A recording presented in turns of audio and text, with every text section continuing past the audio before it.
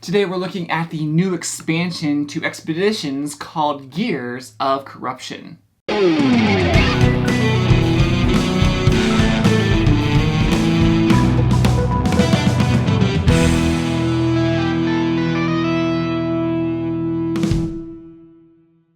Thank you for joining me here at Tangermouse Studio D. I'm Kevin Delp. Expeditions is a competitive 1 to 5 player action selection game where players move, gather, and play cards. The new expansion, Gears of Corruption, allows the game to be played up to 6 players. It's published by Stonemaier Games, who sent us this game to review. Now, if you're not familiar with Expeditions, our team did a full viewpoints video on that. We gave an overview of the game, talked about the theme, then our likes and our dislikes. But in today's video, I'll be focusing on the expansion. But at the end, I'll give you my take on how well this integrates into the base game, and I think Melissa will join me too. There are quite a few components that fit into this little box, so let's take a look. The 2 new mechs have unique sculpts that are pretty easy to differentiate from the original 5. The expansion provides 7 brand new mech mats that are dual layered to replace the original 5 mats, and then the 2 new ones that correspond to the 2 new mechs. Both the new mechs focus on trashing map tokens to give you a benefit. Now, I've played both new mechs now, and I think I like the mole just a little bit better. Mole lets you activate the benefit under the corruption tokens, which can give you a nice little boost early in the game.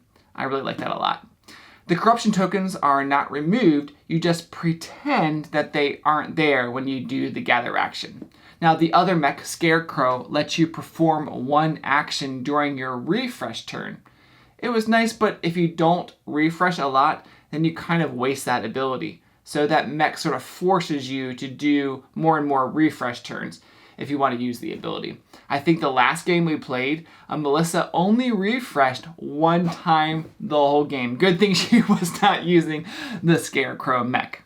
Now, before we get any farther, I need to mention that the expansion provides a new location tile that replaces the base game one. It's number 16, Encampment. Basically, the new tile has a corruption level of 8+.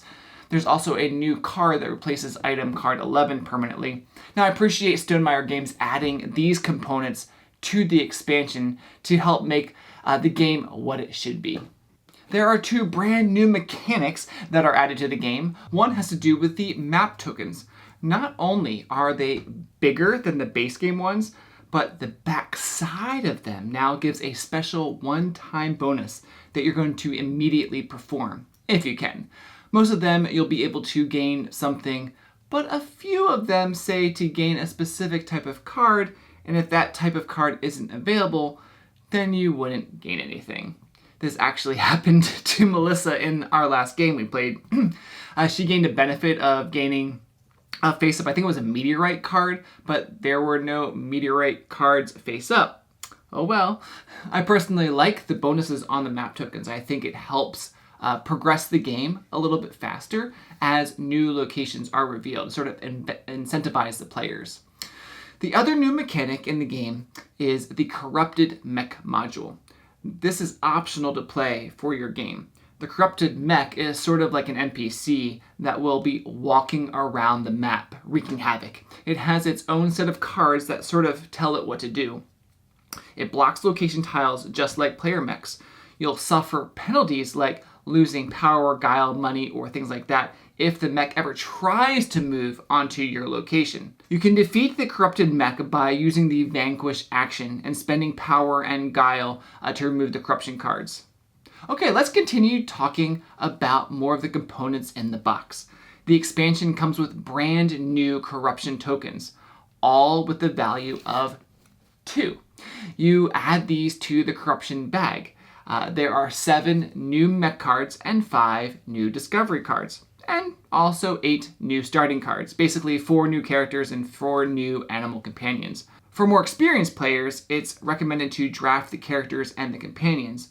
The way you do this is to randomly deal a character under each of the mech mats and then place the matching companion under each one. And in reverse turn order, you're going to pick a set. The other major component added to the game that like really affects gameplay, and probably my favorite part of this expansion are the hero workers. These are gold and they act like any color. Each player starts with one at the beginning of the game.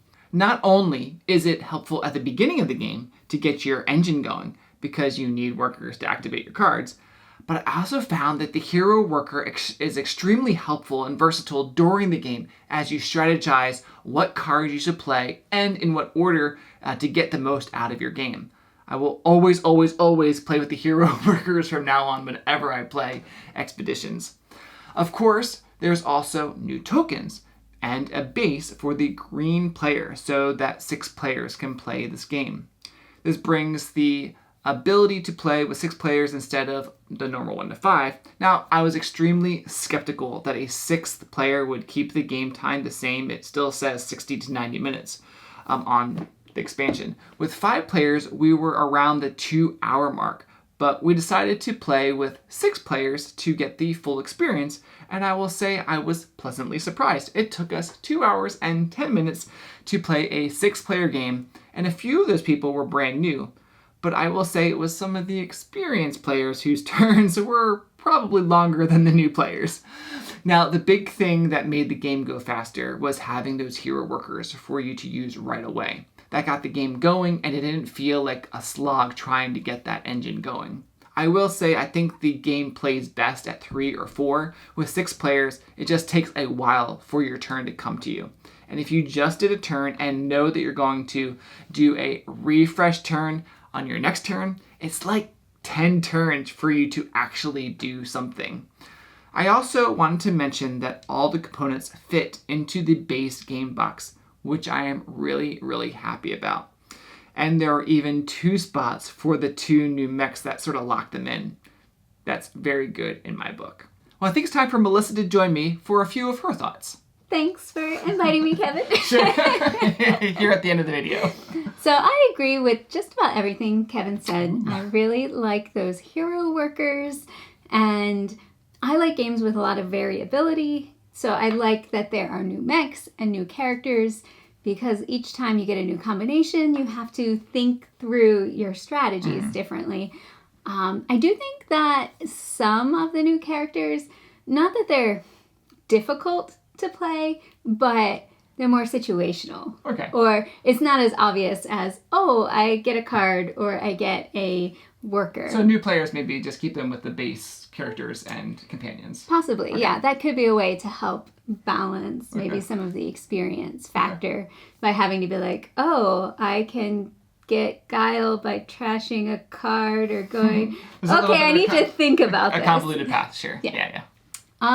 One thing that we found in our 6-player game is that there is a card, and it's part of the base game. I believe it's a meteorite. It is a meteorite. And it has a really strong power. I think it's a refresh power. I know where this is going. And Ryan, who is probably one of our best people at finding strategies and pushing them. Yep. He got that card, and eventually he tucked it as his first meteorite. Yep. And it gives 1 coin per player. Yeah. And we're playing 6 players. Yeah. So that's 6 coins, and you can tuck 4 meteorites. Yep. So he basically got 6 times 4, 24 points. 24 points. Now, most meteorites, I would say, max out at about 3 or 4. And it actually says it on the cards. Like you can't do more than 4. Right, and you have to actually do stuff to earn it. You have to have a certain number of cards, or you have to pick up corruption, or you have to have purple cards. Yeah. So I think we might house rule. I think we're gonna house rule that card if you play 6 players, because that is an 8 to 12 point difference than if you have meteorites that are basically 3 or 4 points. Yeah, or we could house rule the other way and be like, there's no max. No. I think we should max it so that all the cards are similar to the other cards. Or, because a lot of times in Stonemaier Games, if there's something that needs to be, just tweaked a little bit, they'll say that for the expansion. So I'm surprised that didn't have, that card that was changed that said just max 4, even in a 5 or 6 player game.